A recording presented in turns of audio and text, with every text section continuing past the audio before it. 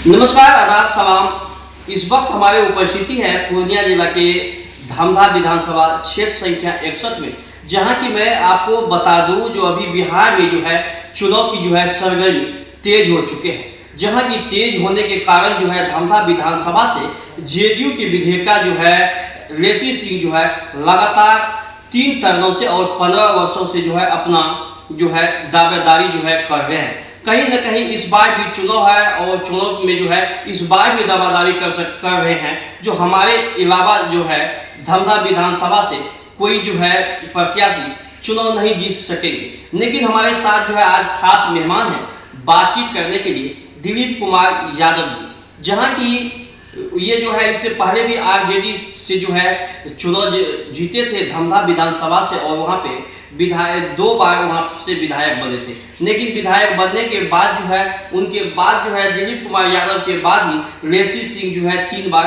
लगातार विधायिका बनी। लेकिन बात हम इस मुद्दे से कर रहे हैं जहाँ की धामधा विधानसभा की बात किया जाए तो वहाँ पे कई जो है प्रत्याशी चुनावी मैदान में हैं, और जहां की वर्तमान जो वहां पे विधायिका है लेसी सिंह जी, उनके द्वारा दावादार कर रहे हैं जो ये 3 टर्नों से हमारे क्षेत्रों हैं और हम इसमें कार्य किए हैं, और कार्य करने के लिए वही टक्कर में जो है आज हमारे साथ जो है खास मेहमान जो बैठे हुए हैं दिलीप कुमार यादव जी, ये भी जो है आरजेडी के जो है चेंबर पे जो है धामधा विधानसभा से चुनाव लड़ेंगे। सर, आपका डायरेक्शन न्यूज में स्वागत है। धन्यवाद।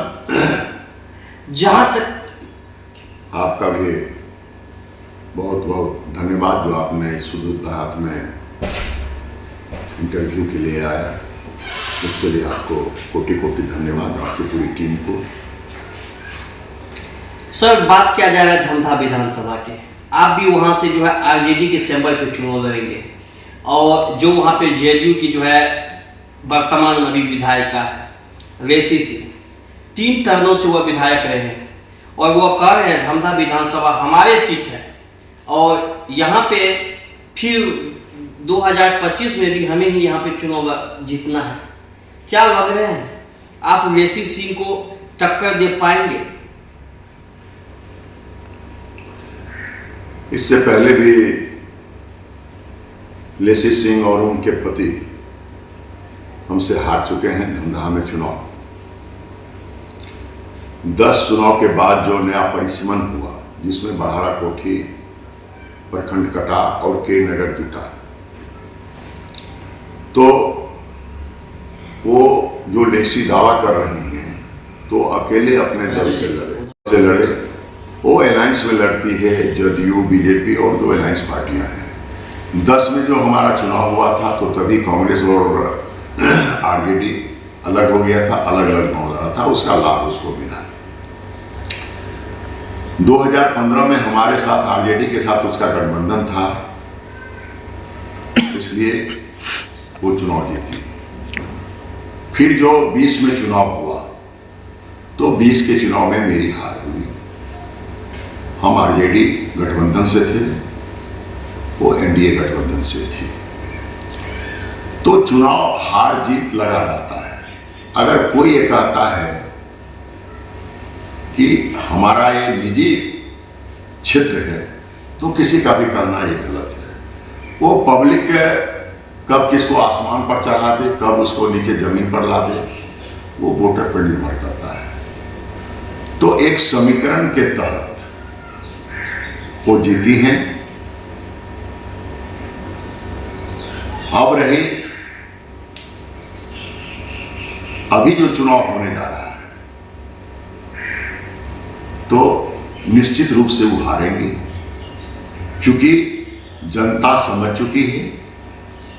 जनता के दिलो और दिमाग में ये चीज आ गया है कि ये फरेब है, यहाँ ना तो युवाओं का विकास है, ना तो कोई रोजगार है, ना तो कोई शिक्षा है, सिर्फ यहाँ ढिंढोरा है, गलत बयानी है और लोगों को दिग्भ्रमित करने का काम है। उन लोगों के पास कोई एजेंडा नहीं है। पूरे देश में अगर देखेंगे तो जो एनडीए गठबंधन है उसके पास कोई एजेंडा नहीं है। उनके पास 2-4 एजेंडे हैं जो रटा रटाया हुआ है, हिंदू मुस्लिम, सिख ईसाई, मंदिर मस्जिद, भारत पाकिस्तान, इसके सिवा उन लोगों के पास कोई एजेंडा नहीं है। अगर एजेंडा आज के डेट में है, अगर विचार रखता है जो देश के युवा, बिहार के युवा कैसे आगे बढ़े, उद्योग धंधा कैसे लगे, नौकरी का सृजन कैसे हो, तो उसका नाम है आदरणीय तेजस्वी प्रसाद यादव जी। मात्र एक नेता है पूरे देश और दुनिया में जो रोजगार की बात करता है, युवाओं की बात करता है, शिक्षा की बात करता है, दवाई की बात करता है, कार्यवाही की बात करता है। अगर कोई करता है तो उसका नाम है आदरणीय तेजस्वी प्रसाद यादव जी। आप देखे होंगे कि 20 के चुनाव में भी इसी धमधा के धरती पर आदरणीय नेता तेजस्वी प्रसाद यादव जी ने कहा था कि अगर हमारी सरकार बनती है तो मैं 10 लाख युवाओं को नौकरी देने का काम करेंगे, सरकारी नौकरी। कुछ मात्र 12,000 वोट अगर हमारी पार्टी को मिल जाता तो सरकार हमारी बनती, नहीं बन पाया। लेकिन 17 साल 17 महीने जो नीतीश जी के साथ काम करने का मौका आदरणीय नेता तेजस्वी प्रसाद यादव जी को मिला, इन्होंने 5 लाख युवाओं को नौकरी दिया। तो बिहार की तमाम जनता, तमाम युवा तेजस्वी जी पर भरोसा कर रहे हैं। आज आप देखिए माई मान योजना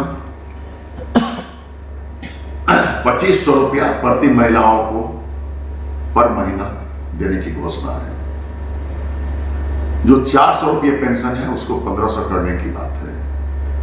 जो बिजली है 200 यूनिट फ्री देने का है। और जिस घर में माँ बहन गैस जलाती हैं जो 1000 रुपये में मिलता है वो हम 500 में देंगे। ये इनकी घोषणाएं हैं। तो आज पूरे राज्य में भ्रष्टाचार का माहौल है। आप ब्लॉक चले जाएं, थाना चले जाएं, बिना चढ़ावा का कोई काम नहीं होता है। आप अपने जिला की ही बात कर लें, धमदाहा की बात कर लें, तो सौभाग्य से वही विधायक है जिसको धमदाहा की जनता ने चुनने का काम किया और उस विभाग की मंत्री भी है। और आज जब लोग राशन कार्ड बनाने जाते हैं ब्लॉक में तो 2500 300 रुपया उससे घूस लिया जाता है। उसी विभाग की मंत्री है। आप अपना जमीन मोटेशन कराने जाइए या रसीद कटाने जाइए, बिना चढ़ावा का आपका कोई काम नहीं। मतलब पूरा सिस्टम भ्रष्टाचार में लिप्त है। इसलिए बिहार की जनता उठ चुकी है, मन बना चुकी है। आदरणीय नेता तेजस्वी जी पर भरोसा कर रहे हैं, लालू जी पर भरोसा कर रहे हैं। दलित शोषित अकलियत के अगर पूरे देश और दुनिया में जो नेता है वो लालू प्रसाद यादव जी हैं। और आज युवाओं का अगर विश्वास किसी भी नेता पर है तो उसका नाम है तेजस्वी प्रसाद यादव। जहाँ की सर आपने एक बात की है, जो बिहार में अभी युवाओं जो है बेरोजगार है, जहाँ की आपने पेंशन की बात की है, बिजली की बात की है, माई बहन योजना की बात की है, वहाँ जब तेजस्वी जी की सरकार बनने के बाद होंगे। लेकिन नीतीश कुमार जी ने जो है ये चीज घोषणा कर दिए हैं और वह दे भी रहे हैं। 11,000 रुपये जो है वो पेंशन, 1100 रुपये जो है वो पेंशन भी कर दिए हैं और 125 यूनिट जो है बिजली फ्री कर दिए हैं। गैस सिलेंडर जो है ये आएंगे तब सस्ता होंगे। लेकिन जो अभी जो है बिहार के हर एक नागरिक को जो है अभी गैस मिल रहे हैं और 5 केजी जो है राशन तो ये फ्री दे रहे हैं। बहुत अच्छा सवाल आपका है। आप लालू जी के समय को याद कीजिए और ये जो राशन वाली पॉलिसी है ये आज से नहीं है, ये कांग्रेस के समय से है। पहले 1 यूनिट पे 25 से 30 किलो अनाज मिला करता था। आप पता कर लें, आप पत्रकार बंधु हैं, आप पता कर लें।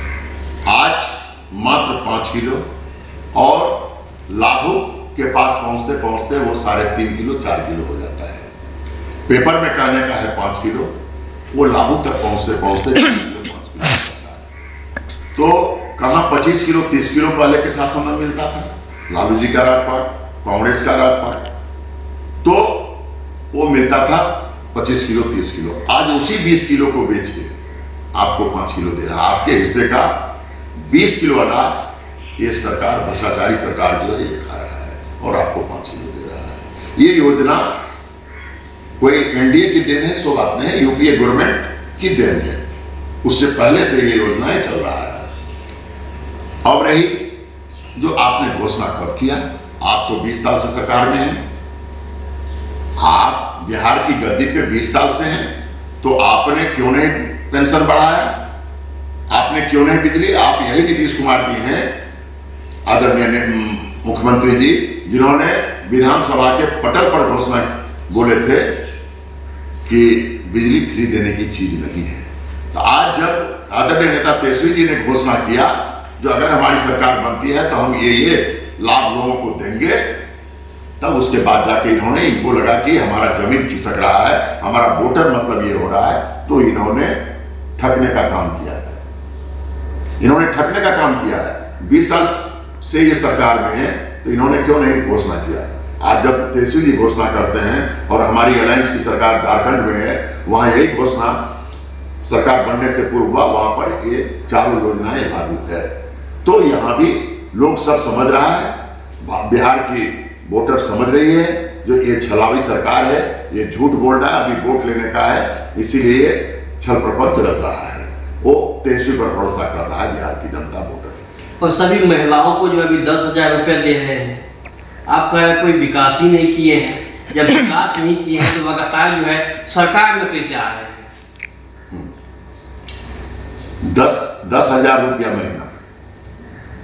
आप जो समूह सहायता वाली जो महिलाएं हैं उनसे जाके व्यक्तिगत रूप से बात करें तो आपको पता चलेगा कि कितना ही ये योजनाएं विफल योजनाएं हैं। बहुत जगह तो महिलाएं सुसाइड कर ली, घर द्वार छोड़ के भाग गया है जब वसूलना शुरू हुआ। तो आज ये जो 10,000 महिलाओं को कह रहा है कि हम 10,000 देंगे, तो ये कर्ज देंगे, ये लोन देंगे, एक कर्ज देंगे, लोन देंगे एक महिलाओं को। लेकिन हमारी सरकार अगर बनती है तो हम प्रत्येक महिलाओं को 2500 रुपया प्रति महीना देंगे, कोई लोन नहीं, ये उनको सरकार की तरफ से सहयोग राशि होगा, अनुदान होगा, 2500 रुपया प्रति महिलाओं को प्रति महीना। ये हम लोन नहीं दे रहे हैं, ये 10,000 रुपया लोन दे रहे हैं। और कब दे रहे हैं? जब तेजस्वी जी का ऐतिहासिक घोषणा हुआ, उसके डर से ये 10,000 देने की बात कर रहा है। 10,000 रुपये लोन हम देंगे। आपने 20 साल से सरकार में आपने क्यों नहीं घोषणा किया पहले? जब तेजस्वी जी घोषणा करते हैं, मैं तो आदरणीय नेता तेजस्वी जी को धन्यवाद देता हूं कि आप विपक्ष में बैठ के बिहार की जनता का भलाई कर रहे हैं, कि आप घोषणा करते हैं तो आपके डर से जो गद्दी पर बैठे हुए हैं नीतीश कुमार जी, वो आपके डर से घोषणा करता है और बिहार की जनता को। सर, विपक्ष कह रहे हैं जो परिवार बात जो है राजनीति कर रहे हैं तेजस्वी यादव, आप कह रहे हैं जो जनता के साथ है, जनता के हर सुख दुख में है। मैं आपसे एक बात पूछना चाहता हूँ, परिवारवाद आप किसे कहते हैं? क्या उनके परिवार वाले सिर्फ वोट देके उनको मतलब जिता देते हैं क्या? नहीं। बिहार की जनता मतदाता उनको वोट देती है। अगर परिवारवाद है तो मतदाता उनको वोट क्यों देते हैं? वोट तो बिहार की जनता देता है ना, तो फिर परिवारवाद क्या हुआ? नहीं, सभी नेता परिवारवाद क्या हुआ? नहीं, परिवारवाद क्या परिवार के अगर हमें टैलेंट है, अगर हमें टैलेंट है, हम उस योग्य हैं, तो फिर परिवारवाद से क्या मतलब? नहीं, परिवारवाद तो आपके ही परिवारवाद सिर्फ आपको लालू जी के परिवार में दिखाई पड़ता है क्या? और के परिवार में दिखाई नहीं पड़ता है क्या? है? कौन नेता है जिसका बेटा चुनाव में लड़ रहा है, बताइए? जगन्नाथ जी के बेटा चुनाव लड़ रहे हैं, तो परिवारवाद नहीं हुआ क्या? है? सिर्फ लालू जी चूंकि वो दलित हैं, पिछड़ा लोग हैं, बैकवर्ड लोग हैं, इसलिए वहां पर आपको परिवारवाद नजर आ रहा है। लेकिन उच्च जाति के लोग जो टोटल परिवार लड़ते आ रहा है, वो परिवारवाद दिखाई आपको नहीं दे रहा है। लेकिन राजनाथ सिंह का बेटा वहां चुनाव लड़ता है, परिवारवाद दिखाई नहीं दे रहा है। बताइए ना। विपक्ष तो ये मुद्दा बना रहे हैं ना। नहीं, मुद्दा बनाना विरोधियों का काम है, मुद्दा बनाना विरोधियों का काम है। नितिन कुमार जो मतलब है, उसके पिताजी मतलब थे पटना से जो एमएलए हैं, फिर वो क्यों के परिवारवाद नहीं हुआ? वो आपको दिखाई नहीं पड़ रहा है परिवारवाद?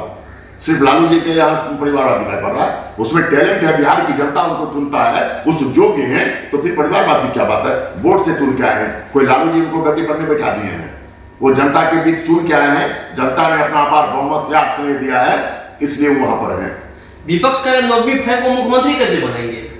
आप चौथी आपका जिसके पास कोई सर्टिफिकेट नहीं है, दिन ब दिन बदलते रहता है, मतलब वो प्रधानमंत्री बन के बैठा हुआ है। आप आदरणीय हमारे नेता तेजस्वी जी के साथ बीजेपी के कोई बड़े नेता या एनडीए के उनके साथ डिबेट पर बैठ के उनसे जीत लें। कहा था मंगल पांडे को, जो खुली चुनौती है, आप गांधी मैदान में मेरे साथ डिबेट करें, क्यों नहीं डिबेट कराए? नहीं कहते से नंगी फल से क्या होता है? प्रजातंत्र में, लोकतंत्र में सभी को मुख्यमंत्री प्रधानमंत्री बनने का अधिकार है, इसलिए शिक्षा पर सवाल ना उठाए। सब तो धमधा विधानसभा की बात किया जाए तो वहां पे जो है सर क्या लग रहे हैं माहौल जनता के बीच? वो स्वयं आके देखें, चूंकि जनता उब चुकी है ये झूठी सरकार से, फरेबी सरकार से। पूरे बिहार की जनता सिर्फ धमधा ही नहीं, पूरे बिहार की जनता मालिक बदलाव चाहती है, और धमधा तो पूर्ण रूपेण बदलाव की ओर अग्रसित है।